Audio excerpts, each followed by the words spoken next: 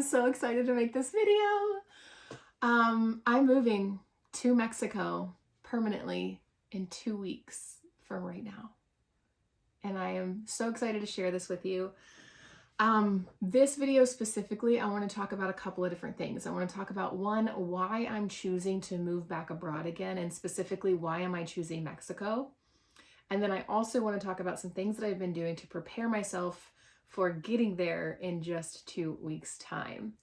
So I'm super excited to share this with you. This has been a culmination of work that I've been putting together for actually years now. And I'm excited to finally have a YouTube channel dedicated to this. And that's what Nomadic Intention is. So hi, I'm Mandy, and welcome to my channel. This is Nomadic Intention. My intention for this channel is to kind of be a guide, if you will, for how to realistically move out of America into another country. And it doesn't really matter which country. I will probably share many options on here. I'll share my tips and tricks and hacks that I've learned over the years that I've been traveling abroad. I've been to, it will be, I've lived in 3 countries total, and I'm about to be living in my 4th country. So I'll share all those, but I digress. Let's talk a little bit now here about why I'm choosing to move back abroad again. I've made myself a little list, so I will probably refer a little bit to that. But first and foremost, number 1 on my list is cost of living here in the States has just gotten out of hand. And it, as someone who has lived abroad previously in Southeast Asia, I know the kind of quality of life I can have on a small budget. I've been there, I've lived it. Being back here and just going through what we're going through right now as a nation, like cost of living is through the roof. I mean, the prices of rent is insane. It's like doubling or tripling in a lot of cities. Not to mention inflation and just the cost of healthcare. I know personally, I canceled all of my health insurance as of early this past year because it just doesn't make sense, especially as a healthy single person, to pay $400+ a month for health insurance. So cost of living is definitely a huge reason I'm choosing to move abroad.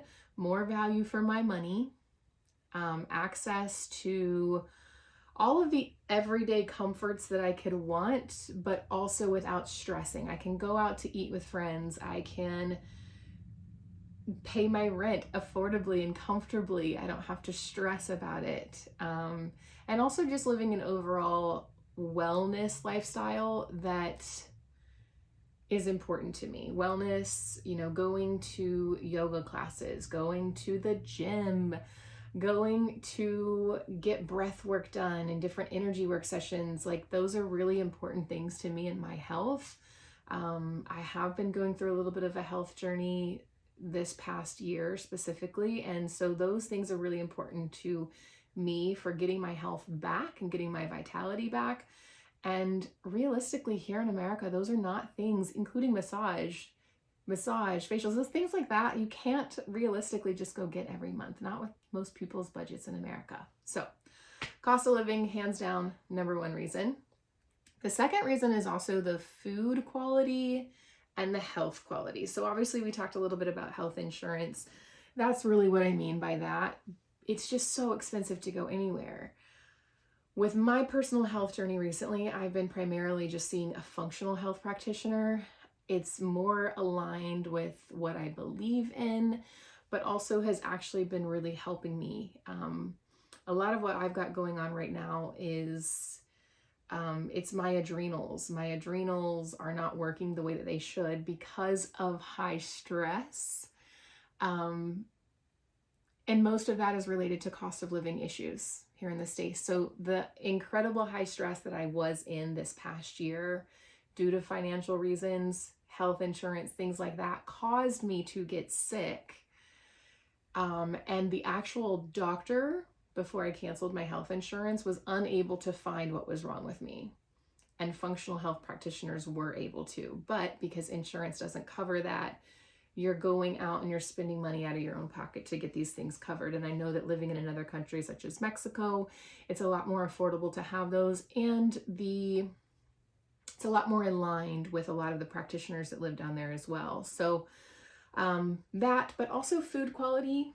I think a lot of us are starting to recognize here in America that the quality of food is not the same as it is in other countries. There are, I don't know what, 74 plus ingredients that are banned in Europe that we have allowed in our foods here. And I know that there's some things going on right now to try to reprimand that, to try to solve that issue, but it's still not good. I know for sure when I moved home from Vietnam back in 2021, yes, the end of 2021, I was eating the exact same way that I was eating in Vietnam. Same healthy foods, same whole foods. I didn't eat anything processed, and I immediately gained weight. I was constantly, I mean, at least for the first 6 months of being back in the States, I was in like a constant state of like brain fog and just overall didn't feel well. So fresher food, simpler ingredients, and yeah, that's a big one. So that's number 2. This is a huge reason. Number 3 on why I am moving back abroad is community. That's huge for me. Here in the States, it's so difficult to find real community. Unless you have like been in one spot for a long time and you went to school with these people, it's really hard to develop that sense of community, especially as a nomad that travels and goes from place to place. There's a lot of people already, they don't really want to welcome new people into their group. Now, in bigger cities, it might be a little bit different. It could be because I've been a little bit rural, in more rural places here recently. But even my time in Nashville, a lot of the friendships that I had felt, and not all of them, of course, but a lot of them felt very surface level. Like people don't really connect with you deeply. And I crave that. I crave that sense of community. I crave organic interactions. I crave strong community ties and just the vibrancy too, like of getting to know your friends' children and going to their parties and all of it, just the vibrancy of that. And there's something very, very special about expat communities. And if you've traveled before and you've been a part of these and you know what I'm talking about, when you are living abroad in other countries, not only the locals, but also other nomads, other expats that are traveling in that area, they're very open and wanting to get to know you because they also are traveling maybe solo or with just a few people. And so I don't know what it is, but there's some sort of phenomenon when you're connecting with these people abroad, these other expats, the time of connection is like, it flies by so fast. You can meet someone and within a day be like, this is my best friend. I don't know what that is. You can go over there and meet. There's so many stories of people that I know that were abroad when they met like their partner now.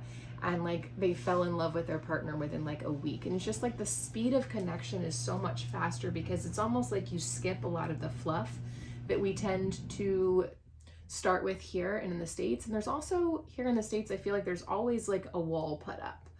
And when you're abroad, that wall's down. I mean, to a degree, you have to be protecting yourself, of course, but at the same time, you want to get to know everything about these people, their warmness, their culture, where they came from, why they chose to travel, all of it. And so I'm very, very, very much looking forward to going to Mexico and getting to know local people as well as other expats and digital nomads who are traveling and have chosen to make that part of Mexico their home as well. I can't speak highly enough about that. So that's number 3. The 4th reason I really want to move back abroad is just the freedom and the lifestyle.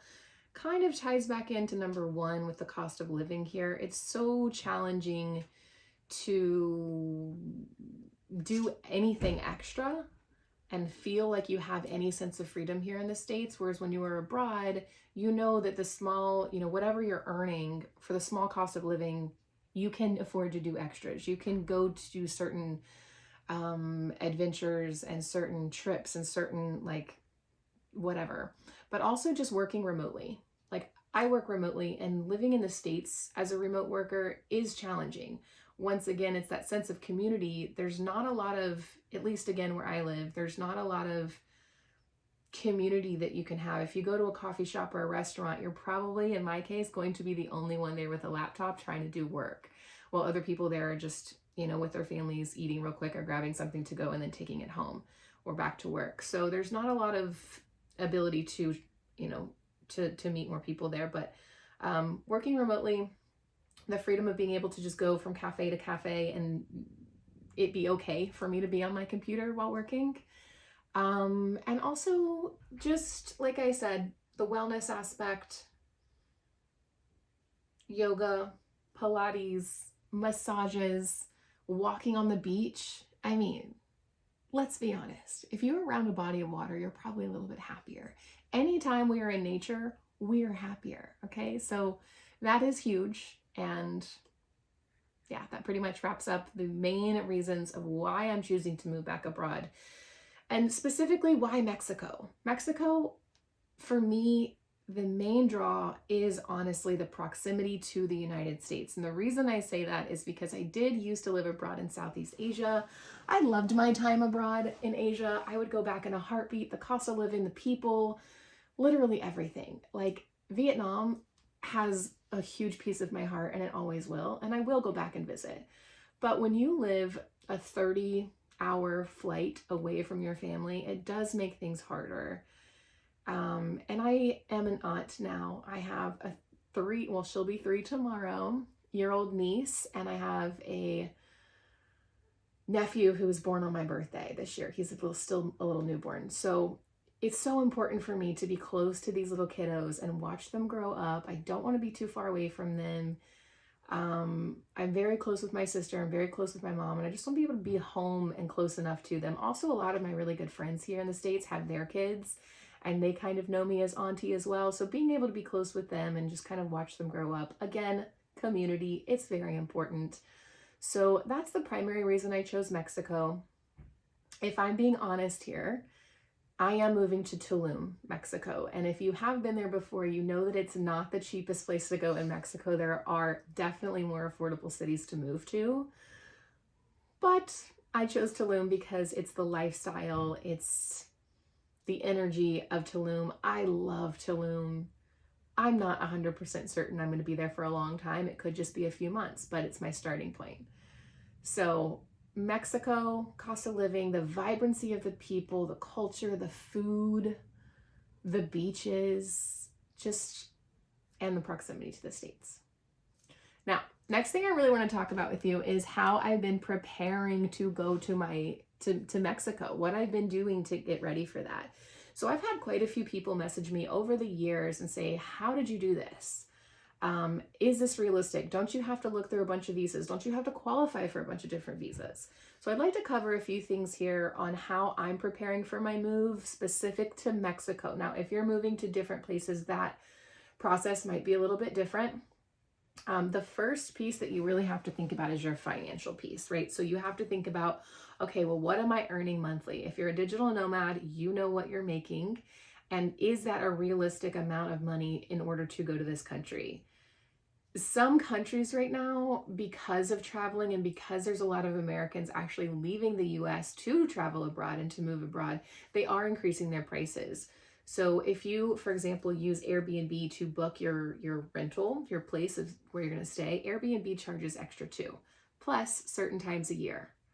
So for me personally, I am moving right in the dead center of high season in Tulum. I am moving in between Christmas and New Year's that week. And so everything is astronomically high. I normally, when I go abroad, I typically get on Airbnb and I choose an Airbnb for 1 month at a time, get to the area, explore the area, get to know the locals, get to know other expats in the area, and figure out, is this the spot I really want to be in, or do I want to be somewhere else? And then from there, I would probably get on Airbnb again and find a longer term spot. or there's a lot of Facebook communities that you can join. In this case with Mexico, because Airbnb tripled and in some cases quadrupled their rental rates, I did not choose Airbnb. I went out on a really big limb and I actually hired a realtor, and we went through a lot of different listings. I found one that I felt absolutely head over heels in love with. I wanted to move forward with it. Someone beat me to the punch. Again, it's busy season, so I lost out that one. That added some urgency. Okay, now I've lost out on one that I really love. I don't want to miss out on another one. I really need to find it, and I need to find it fast. So I finally found a place that I really liked, and it seemed good. It actually does seem like it's going to be in a better location for me personally. But the problem is they didn't allow only 3-month rentals. They only let you do 6 months to a year. I would not advise doing that normally, okay? Because you don't know how it's going to be. You could get there, you could get in a situation where, hey, I don't have good internet, or hey, the walls are moldy, or hey, this is not livable, and get yourself in a bind. I did work out and negotiate some deals with the landlord here at this place that says basically if it doesn't work out for me, if the internet is not stable and I can't work, then I can get out of it. But I did end up signing a 6-month lease without ever stepping foot in this place or seeing it. We did do video walkthroughs together. We got a bunch of photos. I Google mapped the area and I walked down the street via Google Maps. I've researched where the closest stores are, where the closest co-working spaces are, where the closest laundromat is, all of the different things that I know that I'm gonna need. And I do feel pretty good about this apartment I chose, but there's always a risk when you do it that way. So that's probably the first thing that I was doing. The second thing that I did was just preparing and downsizing. So I did actually sell my beloved Mini Cooper back in October. I miss her so dearly, but she is in very good hands. I thought about driving my car to Mexico because since it is a neighboring country, I could have driven it down. But the reality for me was that she had a fair bit of miles on her, and it made more sense for me to sell her at the moment rather than driving her down. Because again, I don't know how long I'm going to be in Tulum. And I know personally that I'm going to want a scooter. That's my preferred mode of transportation, period.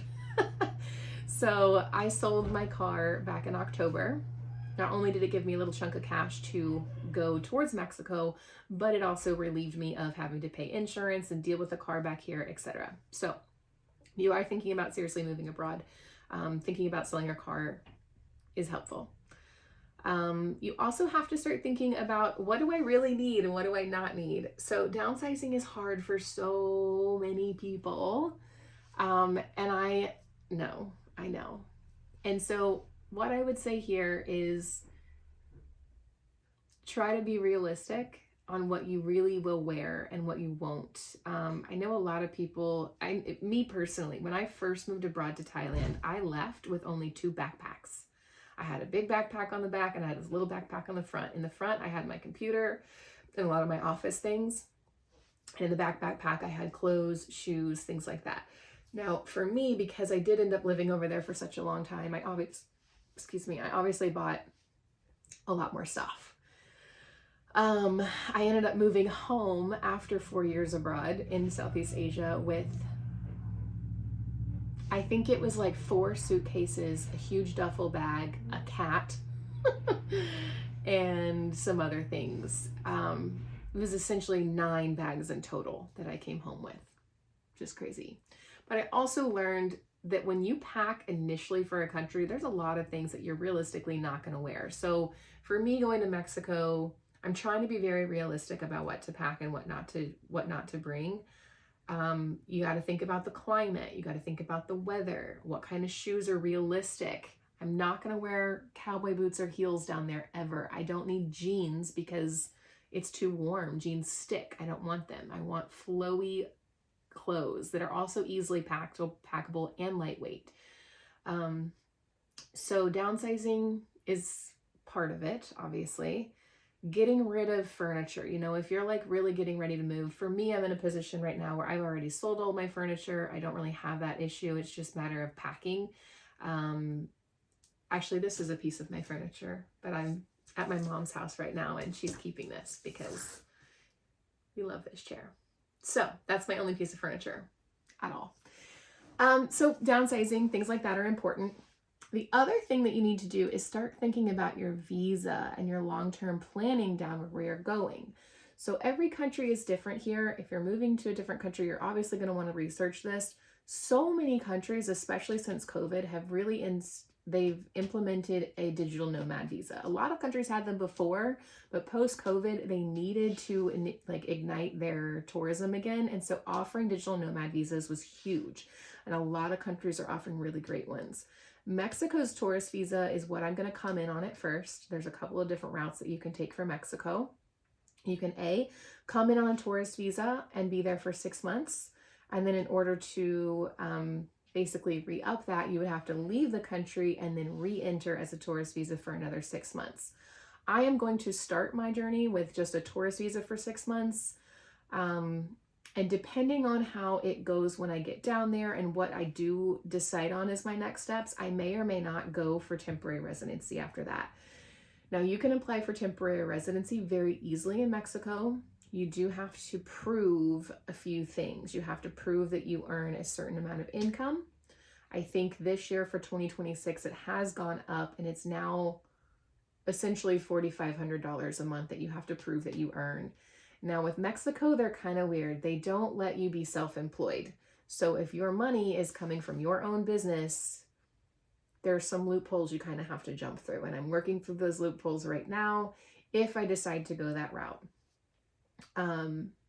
So visas are important. Digital nomad visas offer a lot of incentives sometimes. And then what you would want to shoot for the next thing, if you are looking at long-term planning and moving out of the country long-term, is maybe I come in on a digital nomad visa, but then how quickly can I get permanent residency? For Mexico, it's 4 years. For some countries, it's 2. For some countries, it's 1. You just have to decide where you're at. Once you get permanent residency, this is a path to citizenship. Me personally, I am moving out of America permanently, indefinitely. I have no plans on coming back here. I have no plans on living here long-term ever again in my life. Not to say that it might not happen because I don't know, but I don't have any plans to. I would like personally to gain dual citizenship. I know, if you've been watching the news, you know there's some things going on with dual citizenship. We'll talk about that in a second. But my ultimate goal is to gain another citizenship for another country. I'm not sure where I really want that yet. Europe makes a lot of sense, but I'm not sure. So we'll see. But when you gain permanent residency, there's a certain amount of time that each country makes you stay as a permanent resident. And they will probably give you some sort of rule as you have to be in the country for at least this many days to maintain your permanent residency. And then after that amount of time, then you would qualify for citizenship. Sometimes it's 5 years, sometimes it's 10 years, sometimes it's 4 years. It just, again, depends on the country. So that is the long-term planning piece of it. The next thing is, well, logistics and housing. I kind of covered that with you already. With where you're going to want to go. Obviously, safety is going to be huge in most places. A lot of people tell me all the time, Mandy, be careful, it's Mexico. I know. And I am taking measures to be safe while I am abroad. Walkability, lifestyle, neighborhoods, all of those things. And those are things that you will have to do some of your own research on. If you're somebody who is planning on moving abroad or thinking about doing it seriously, comment on, down below, or also shoot me a message on my Instagram account, Nomadic Intention. I'd be happy to kind of walk you through it. My intention is really to kind of create more of this, more for you guys. I want to create kind of maybe a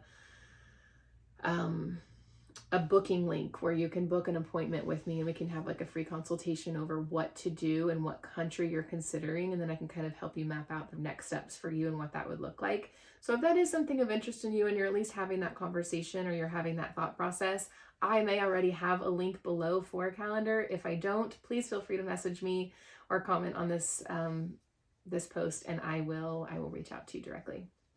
So that is pretty much the main things that I wanted to cover in this, is really just kind of what I'm doing next, how I got here, why Mexico, and the reasons I'm going.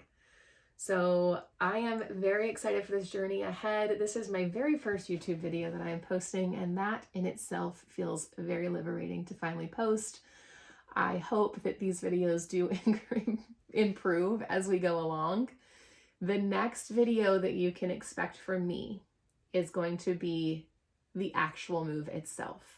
So I have been recording little bits and pieces of things as I've been preparing, as I sold my car, as I've been packing, and I will try to put all of those in another video on the next video that shows what I've been doing and the whole process. If you follow me on Instagram also, I will be sharing my story. So on travel day on the 29th of December, I will be sharing my travels down. I will make a video of that as well, and entering into my new apartment that I have never been to or seen before. And I will make a video of that. So please, if you're interested at all in this or just seeing what in the heck I'm up to, please follow along. My intention for this is to share all of the things about moving abroad and what it takes to do so, the visas, the logistics, all of that, but also how I'm doing it. So working abroad, working remotely is also something that a lot of people come to me on, and I don't have any structure on how I'm going to create videos on this, but I will be talking a little bit about that too. If this is something that you're like, hey, I do really want to move abroad, but I also don't know how to find remote work, talk to me about that too. Comment below or send me a message, or if I already have the link established below as well, you can click on that link and you can book a one-on-one consultation call with me. I can't talk today. So I'm excited. I love you guys. I appreciate everyone who's here. I hope that I continue to entertain you guys and help you decide to move out of the country and where that would be, if so. So here we go. I'm excited. Love you guys.